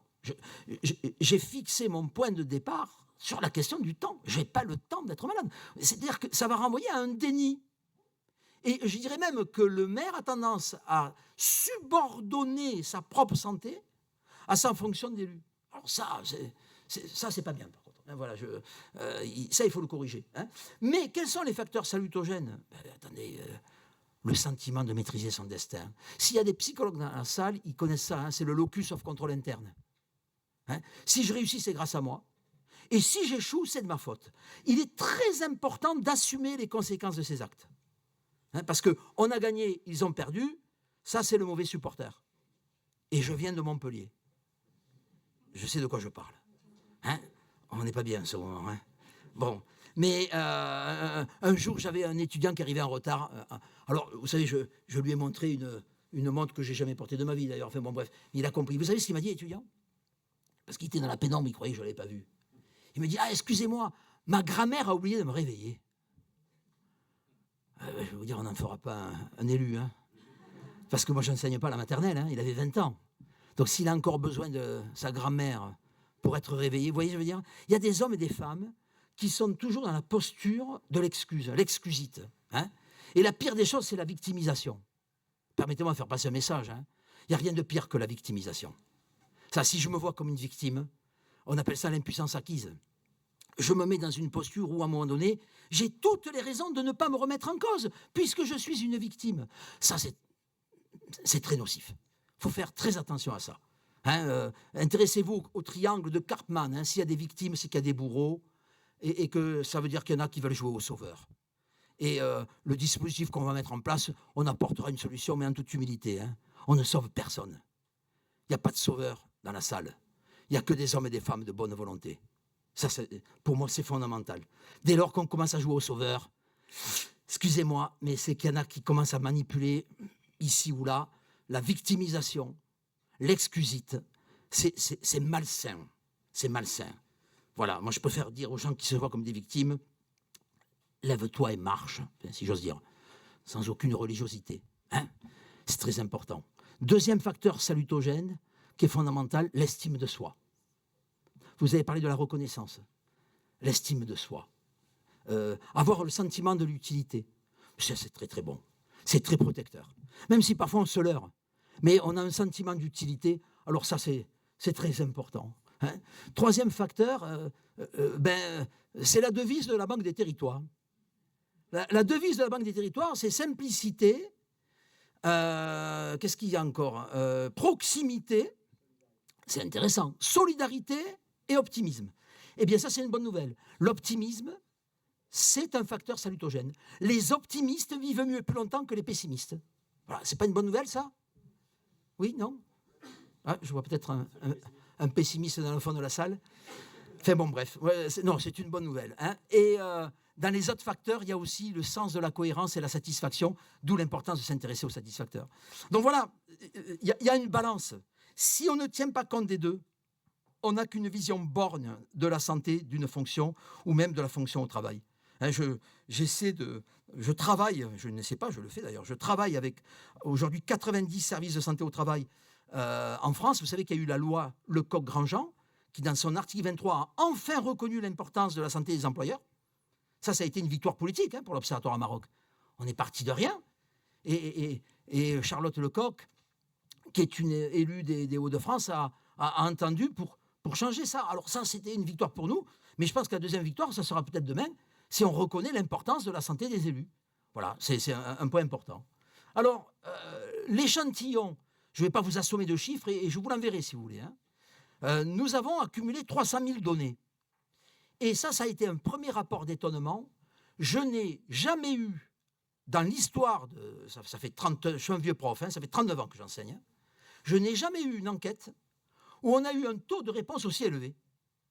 Comme quoi, quand on interroge les élus sur leur santé, eh bien, ils se sont sentis concernés et ils nous ont donné énormément de temps.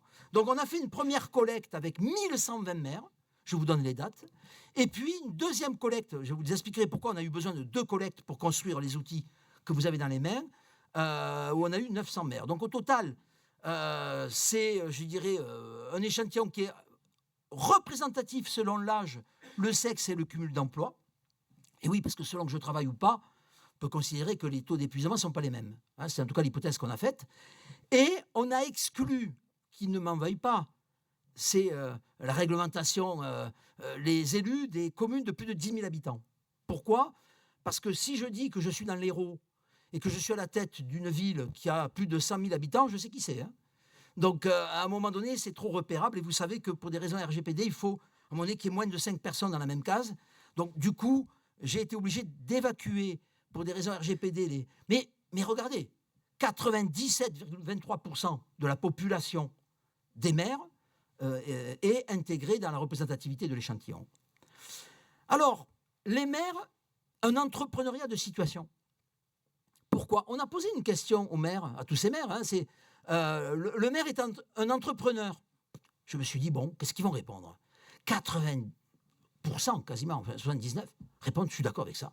Plutôt d'accord ou totalement d'accord. Il n'y en a que 12% qui sont totalement en désaccord ou plutôt en désaccord. Et puis après, le solde, c'est ni d'accord ni pas d'accord.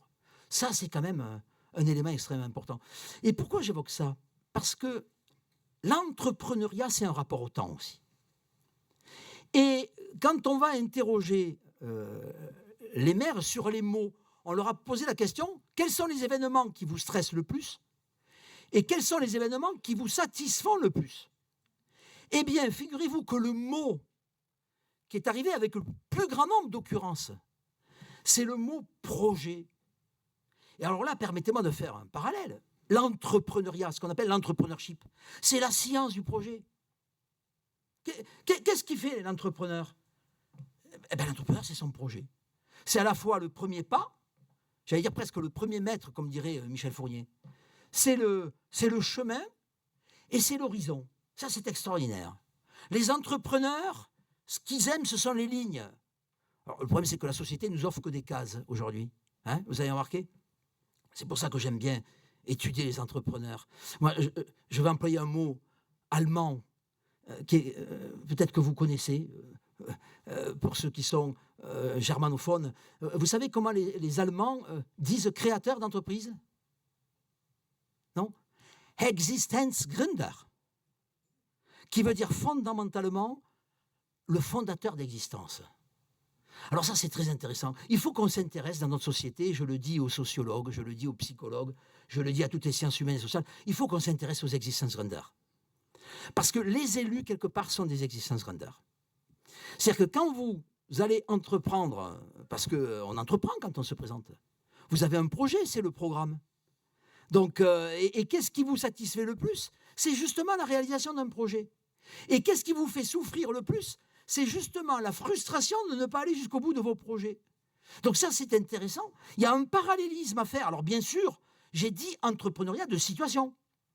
Vous n'êtes pas propriétaire de la commune, même si vous avez un attachement, j'allais dire patriotique très fort. Hein. Il y a un attachement communal. J'ai des mesures sur le rapport existentiel à la fonction de maire et à la fonction de la commune. Les indicateurs de rapport existentiel à la commune sont plus élevés qu'à la fonction de maire. Parce que vous savez très bien qu'on est maire pour un temps limité, alors que la défense ou la promotion de la commune, ça, c'est quelque chose qui vous porte. Hein. Mais voyez ce parallèle? Le projet, ça renvoie au temps. C'est-à-dire que la fonction de l'élu, elle est intrinsèquement liée à la question du temps. Hein. C'est-à-dire que, mais c'est le temps du projet. C'est le temps de mon programme, c'est le temps de ma commune, c'est le temps de tout ce que je vais faire. Alors du coup, le temps pour soi, je n'ai pas le temps d'être malade. C'est-à-dire qu'en fait, il y a une concurrence des temps entre l'engagement que j'ai pour ma commune et puis la conscience que je dois avoir de ma propre personne. Voilà. Ça c'est un vrai souci. En tout cas, c'est quelque chose qui apparaît de manière assez claire.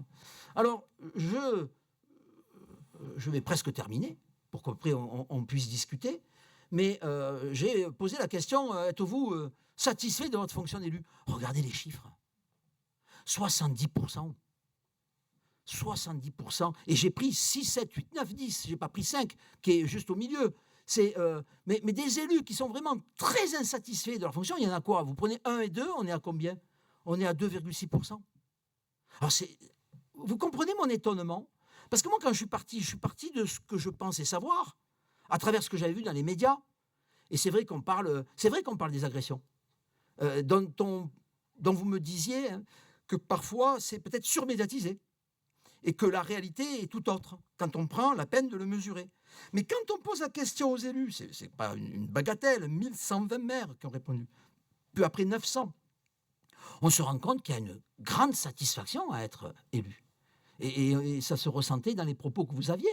Et Madame Gatel aussi, on voit bien que c'est quelque chose qui vous porte. Vous comprenez? Donc ça, c'est un point important sur lequel il faut aussi communiquer.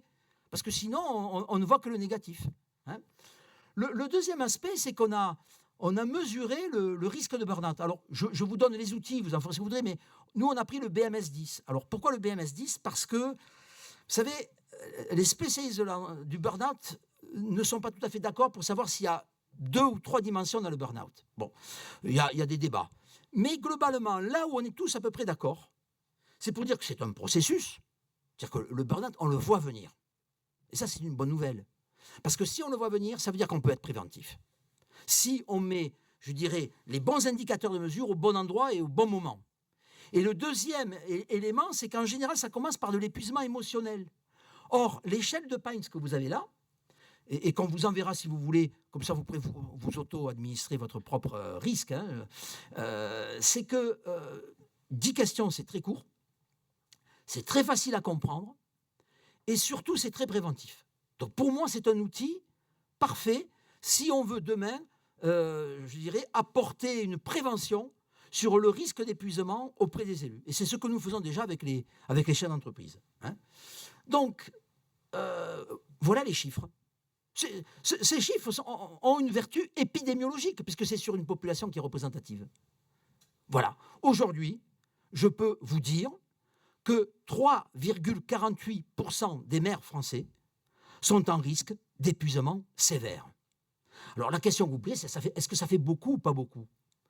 Moi qui ai passé ma vie à me le mesurer chez les chefs d'entreprise, nos patrons de PME, dans leur diversité, on est à 6,5. Chez les agriculteurs, 8,5. Oui, mais ça relativise les choses quand même. Parce qu'on a l'impression que tous les maires vont tomber en burn-out, alors que bon, c'est pas rien, 3,5. Mais c'est le chiffre. Et comme on a fait d'autres mesures là tout récemment, on va voir si ces chiffres sont bien corroborés de manière robuste. Parce que c'est toujours intéressant de faire plusieurs mesures. Comme ça, on voit si c'est robuste ou pas. Alors 31,4%, c'est la présence de l'épuisement. C'est-à-dire, je suis un petit peu épuisé. Mais je dirais rien de grave en soi. Par contre, quand on est sur du risque d'épuisement sévère, Pines, qui est à l'origine de cette mesure, elle dit, là, il faudrait qu'il y ait une intervention. Alors, ça ne veut pas dire d'envoyer les sapeurs-pompiers, hein, mais l'intervention, c'est ce qu'a dit tout à l'heure Françoise Gatel. C'est peut-être offrir une écoute auprès de celles et ceux qui sont, à un moment donné, aux limites. Mais vous voyez, comme on s'y prend bien à l'avance, on a le temps de travailler. Parce que parfois, les dirigeants et les dirigeantes, ils créent des routines et de la rumination. J'ai bien aimé l'exemple qu'elle prenait en disant mais même quand je suis en vacances, je ne peux pas m'empêcher de me dire ah, tiens, ce qu'ils font ici, ça serait pas mal chez moi. Enfin, oui, ça veut dire qu'à un moment donné, vous ne détachez pas. Or, le détachement, c'est un élément de la récupération.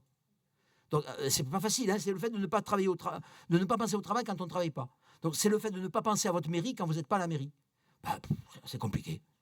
Ça, c'est compliqué. Bon, alors, on fait avec. D'accord ? Mais là, il y a du travail. Et c'est là qu'il faut agir. Si on mesure ça par les 35 000 maires, ça fait, j'ai fait avec les estimations, vous savez, les intervalles de confiance, 1142 à 1218 maires, c'est quand même pas rien. C'est pas rien, mais c'est pas une montagne. Ce n'est pas une montagne. On peut le faire. Et on va le faire. Je souhaite qu'on le fasse. Voilà.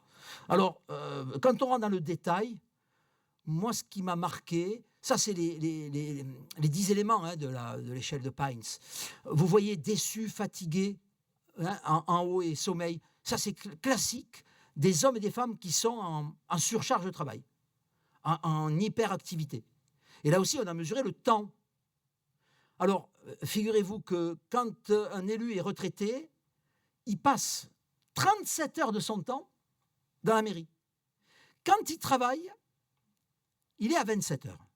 Donc, il investit un peu moins dans sa mairie parce qu'il a son travail. Oui, mais on a regardé le temps de son travail.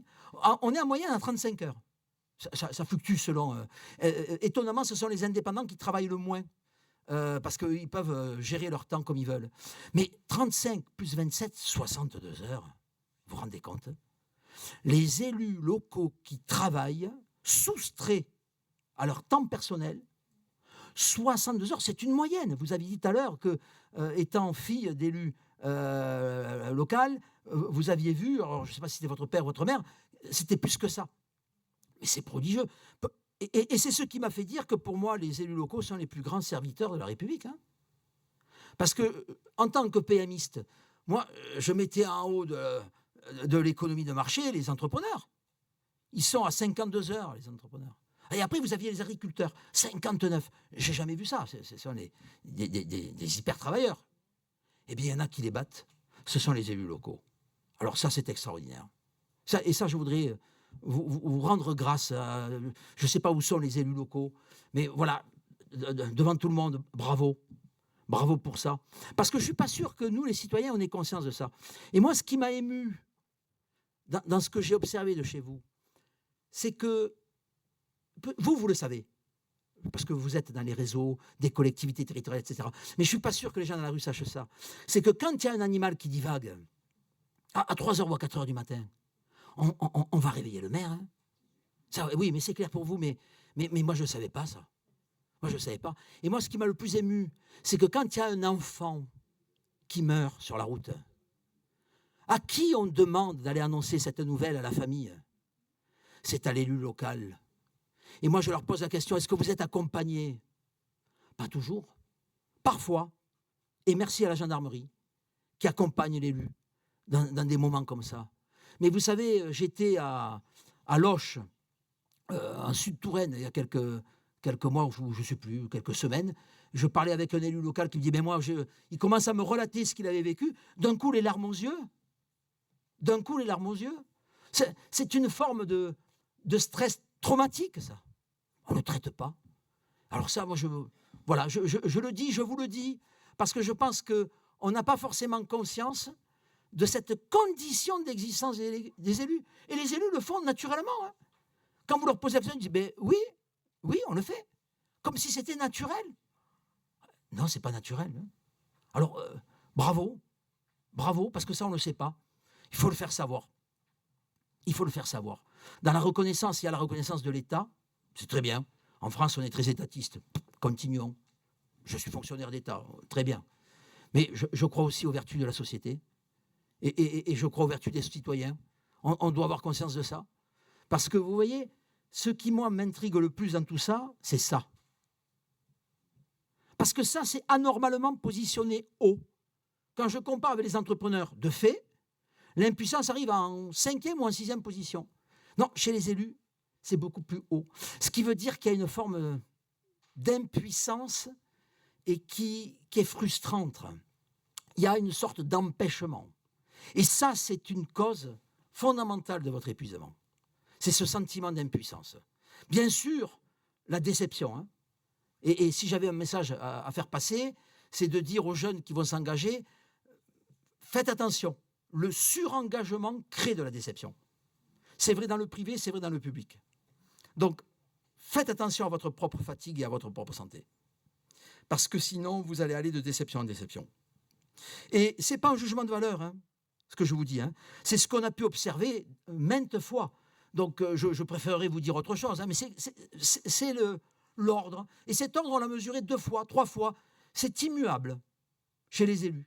Donc, on voit bien que le sentiment d'impuissance est logé à une hauteur qui est beaucoup plus importante que celle que j'ai pu trouver chez les entrepreneurs agriculteurs. Donc ça, c'est quand même un premier élément d'étonnement, mais que je vous livre parce que du coup, il y a un épuisement de frustration.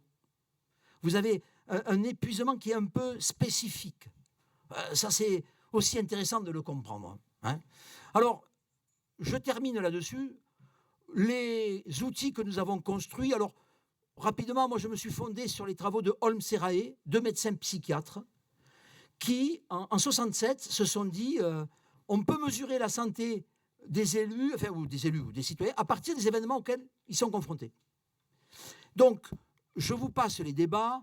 Est-ce qu'il faut s'intéresser aux événements traumatiques ou aux petits tracas de la vie quotidienne? Nous, on s'est dit, on va s'intéresser à tout. On n'a pas fait de choix. Hein. Donc, deuxièmement, les échelles jusqu'à présent sont toujours négatives. Et elles ne sont jamais, bien sûr, dédiées aux élus. On s'intéressait aux salariés. Déjà, les non-salariés étaient évacués, mais alors les élus, je vous dis, c'est comme si vous étiez en dehors des lois de la biologie. Donc, nous avons construit 2 échelles, c'est-à-dire grâce à nos verbatims qu'on a catégorisés. On a vérifié ce qu'on appelle l'inter-intracodage, pour vérifier que la catégorisation était bien valide. Et voilà les résultats. Vous les avez ici. Et ceux qui nous entendent à l'extérieur, enfin à distance, et d'ailleurs je salue Madame Isabelle Duchelet qui me fait le plaisir d'être présente, je sais que j'aime bien la rencontrer, elle est avec nous, et on vous les enverra par courriel. Je pense que le réseau de Tempo, vous avez les courriels des gens qui sont là, donc on vous enverra les outils. Hein, mais de manière à ce que vous puissiez vous en servir. Voilà, parce que vous pouvez vous auto-évaluer. Mais il faut toujours avoir les deux. Ne mesurez pas que le stress. Parce que si vous ne mesurez que le stress, vous avez l'impression que tout est stress. Si vous ne faites pas la pondération par la salutogénèse, vous avez une vision qui est borgne. Hein. Donc voilà les outils. Alors, ce qu'on a fait quand on a fait les régressions, ça a été dit par Madame la ministre, hein, la solitude est un amplificateur. La solitude est un amplificateur. C'est-à-dire que se sentir seul ne fait que amplifier les effets délétères sur la santé mentale. Et sur le burn-out, le genre. Les femmes ont une prévalence au risque, les femmes élues ont une prévalence à l'épuisement qui est un peu plus fort. Ce n'est pas violent non plus. Hein. Il ne faut surtout pas aller jusqu'à imaginer ce que certains pourraient imaginer. Non. Mais en tout cas, on voit bien qu'il y a quand même un effet au niveau de l'épuisement. En revanche, pas sur le bien-être. C'est-à-dire sur le bien-être, l'isolement joue en négatif, le stressomètre détruit le bien-être et le satisfactomètre l'augmente, bien évidemment, mais les autres facteurs de contrôle ne jouent pas. Et alors, mon étonnement, et ça c'est à charge de robustesse, le cumul d'emplois. Je reviens en arrière. Pour moi, c'était évident que celui qui travaille va être plus épuisé que celui qui ne travaille pas. Eh bien, il n'y a pas d'effet. Je n'ai pas trouvé d'effet. Et c'est quand même curieux. Mais bon, ça veut dire que vous arrivez à trouver, à jongler un équilibre. Et d'ailleurs, Mathieu, nous on a une échelle, alors je ne vous présente pas là, mais il faut en garder pour demain. On a une mesure de l'équilibre.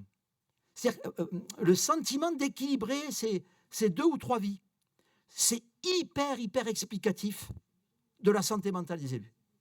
Donc, je dirais en guise de conclusion que, alors ça c'est l'intensité plus la fréquence.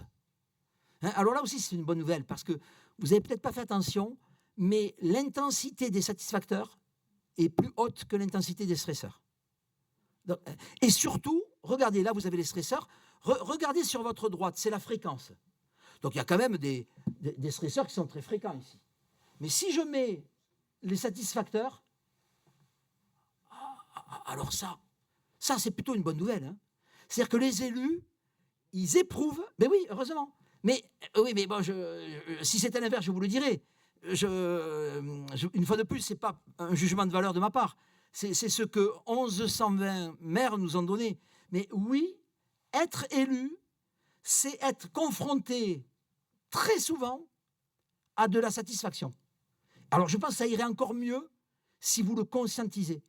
Ça irait encore mieux si, j'allais dire presque, vous apprenez par cœur les 34 satisfacteurs. À la limite, vous oubliez les stresseurs, mais quoique c'est bien aussi de les apprendre, les stresseurs, parce que ça permet de repérer le mal. Hein, je suis stressé, oui, mais ça veut dire quoi, je suis stressé? Ah, mais moi, je suis stressé par les serpents et les crocodiles. Bon, bah, écoutez, est-ce qu'il y a des serpents dans cette salle? Est-ce qu'il y a des crocodiles dans cette salle? Il n'y en a pas? Bon, alors pourquoi tu stresses? Oui, c'est vrai, vu comme ça, j'ai peut-être pas de raison de stresser. Vous voyez, l'intérêt de préciser la source et des stresseurs et des satisfacteurs, pédagogiquement, c'est extrêmement important. Alors ça, tout ça, on l'a mis en numérique. C'est-à-dire que les stresseurs et les satisfacteurs, on l'a mis sur une plateforme numérique. Et nous avons expérimenté sur une centaine de maires, pour la première fois, le dispositif. Alors, je l'ai expérimenté avec les élus de l'AMRF qui étaient au fameux congrès de Saint-Julien. Et je l'ai testé également avec les élus de l'AMF 34. Allez savoir pourquoi 34. Ça alors, je ne sais pas pourquoi j'ai choisi ce département. Hein? Et j'ai eu 100 maires qui ont accepté de faire le test. Donc, ce que je peux vous dire, c'est que ces tests permettent après, donc je coche, c'est facile, hein, c'est intuitif. Vous demandez au maire quels sont les événements dans le mois que vous avez vécu. Je coche. Je ne fais que rendre compte de ce que j'ai vécu. Et les maires adorent raconter, et ils adorent ça, dire ce qu'ils ont vécu. Et pareil, en positif, en négatif. Donc on a, après la balance. Si la balance est positive, ça veut dire qu'il y a une salutogénèse des maires. Pour l'instant, je ne peux pas vous l'avancer. Je n'ai pas assez de mesures. On l'a montré pour les entrepreneurs. Il y a une salutogénèse entrepreneuriale. Entreprendre, c'est bon pour la santé. Parce que les entrepreneurs sont des hommes et des femmes de projet. Et si j'ai un message à dire ici, comme partout ailleurs, je le dis à mes étudiants, je le dis où que j'aille, et même à mes propres enfants, hein, c'est soyez dans le projet. Quand on est dans le rejet, c'est terrible, c'est mortifère le rejet. Soyez dans le projet. Ça vous porte, dès qu'on est dans le projet. Et donc, j'ai quand même le sentiment, mais il faut le vérifier, que la grande majorité des élus sont plutôt dans une salutogénèse, alors que j'ai appelé mériale, je ne sais pas si le mot est déposé, ou je ne sais pas comment on pourrait dire, des maires, mais je pense qu'on peut dire mériale, entrepreneurial, mériale, enfin bon, bref, écoutez, si ça n'existe pas, ça sera un autre mot que j'aurais inventé.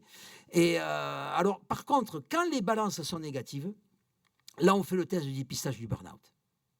Et là, 2-3 choses à l'une. Nous avions un maire qui était stressé, mais pour autant, il n'était pas épuisé. Le carré vert ou le carré jaune. OK, on l'informe un peu, on lui dit faites attention, mais rien de grave. Par contre, si on est dans le carré orange, ça veut dire qu'on a dépassé la cote d'alerte. Alors là, on va mettre en place la politique de la main tendue. C'est-à-dire que nous allons proposer au maire, tout est RGPD, hein, mais on va proposer au maire, en garantissant la discrétion, de pouvoir être appelé par des psychologues de l'Observatoire à Maroc. Et ça, nous l'avons déjà testé. Sur 100 maires, il y en a 4 qui ont atteint la cote d'alerte. Et sur les 4, il y en a 3, parce que ça, c'était pour moi l'inconnu. Est-ce que les maires, hommes et femmes, qui sont dans l'idéologie du leadership, vous l'avez dit, vous êtes le chef, est-ce qu'ils vont accepter la parole de ce qu'ils pourraient considérer comme de la faiblesse? Mais la réponse est non, ils ont saisi les mains tendues. Alors ça, c'est une victoire. Donc maintenant, qu'est-ce qu'il faut faire? Il faut passer des 100 aux 35 000 et offrir ça à tous les maires de France.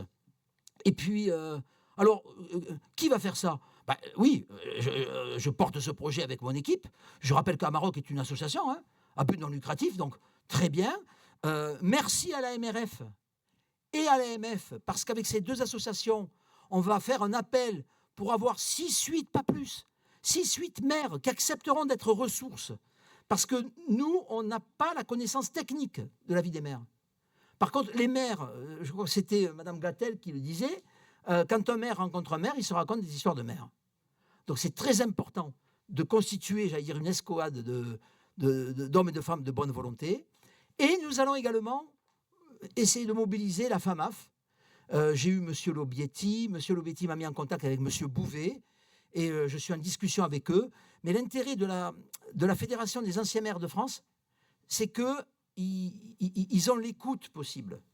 Et ce qu'il faut, et qui est très important, c'est qu'il ne faut pas que le maire d'un département soit écouté par un autre maire du même département, voire même pas de la même région. En matière d'écoute, il faut qu'il y ait une distanciation bienveillante. Donc voilà, j'allais dire que je pense que j'ai respecté mon temps, à peu près. Voilà. Donc en tout cas, moi je vous remercie pour votre attention, je vous remercie pour votre présence, et je remercie toutes celles et tous ceux qui sont encore au bout de l'ordinateur. Voilà, je me tiens à votre disposition si vous avez des questions à nous poser. Voilà, merci pour votre attention. Voilà.